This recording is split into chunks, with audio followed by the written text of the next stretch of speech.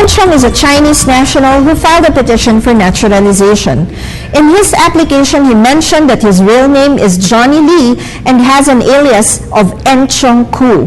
He said that he has been living in the Philippines for 3 years already and is working as an employee in a construction material store that provides him free board and lodging. He offered as proof thereof his certificate of employment. His employer is asking why his petition for naturalization was denied. Commonwealth Act No. 142 as amended provides that except as a pseudonym solely for literary, cinema, television, radio, or other entertainment purposes, and in athletic events where the use of pseudonym is a normally accepted practice, no person is allowed to use an alias. In case of an alien, he must only use that which he was registered in the Bureau of Immigration upon entry, or such substitute name as may have been authorized by a competent court.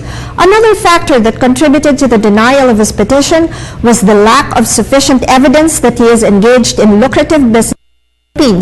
All he had was a certification which states that he is indeed an employee of a construction material store without any indication as to his amount of income nor any permanent address except that of the free lodging that the construction material store had provided for him.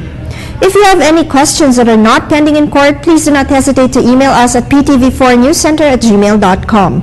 This is Attorney JJ Jimeno Atienza for the Rule of Law.